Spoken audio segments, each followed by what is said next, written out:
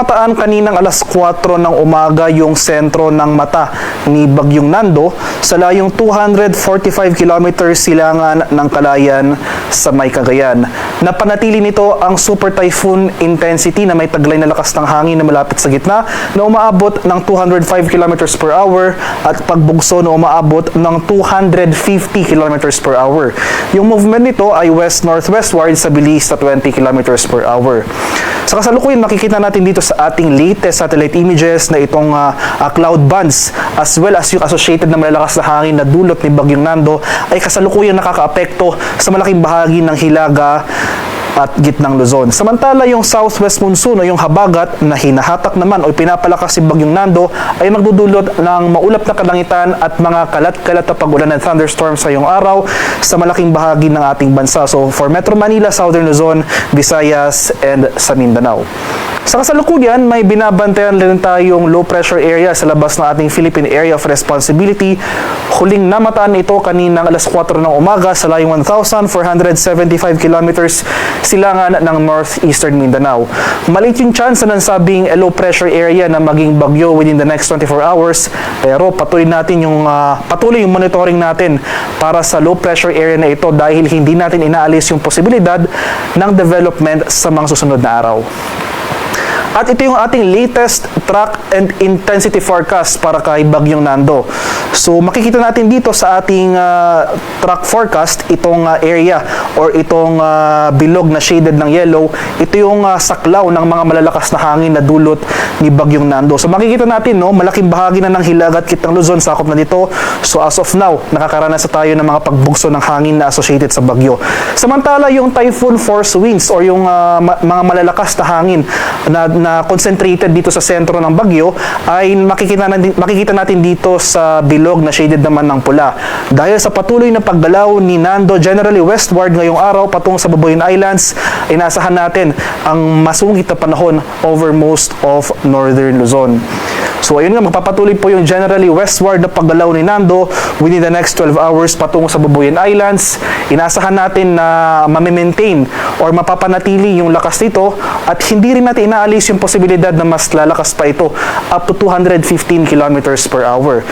Possible landfall ni Nando ay dito sa area ng Babuyan Islands mamayang tanghali. So either landfall or close approach yung scenario na ating nakikita. So regardless, no, either maglandfall man or dumaplis lamang yung sentro ng mata ni Nando over Babuyan Islands, asahan pa rin natin malalakas na hangin ang ating inaasahan over most of northern Luzon. Inasa rin natin na possible ang exit ni Nando sa ating Philippine Area of Responsibility ay bukas. At dahil na inaasahan natin possible landfall ni Nando within the next 12 hours, nagtaasa tayo kaninang alas 2 ng umaga ng tropical cyclones wind signal number 4 and 5. So ito yung ating latest signal as of, or yung tropical cyclone wind signal as of 5 AM today. May signal number 5 tayo dito sa northern portion ng Babuyan Islands. So itong mga isla ng Babuyan, sa Maydidicas, Panuwitan at Calayan. Samantala, signal number 4 naman ang nakataas sa southeastern portion ng Batanes, nalalabing bahagi ng Babuyan Islands at itong northeastern portion ng mainland Cagayan sa may bayan ng Santa Ana. Signal number 3 pa rin ang nakataas dito sa nalalabing bahagi ng Batanes, northern and central portions ng mainland Cagayan, dito sa northern and central portions ng Apayao, at itong northern and central portions ng Ilocos Norte. Ano nga ba yung ating inaasahan sa mga lugar under wind signal number 3, number 4, and number 5? So inaasahan nga natin possible maglandfall yung sentro ng mata ng Bagyong Nando dito sa Babuyan Islands. Malaking lugar pa rin yung saklaw ng mga malalakas na hangin nito o yung storm to typhoon force winds.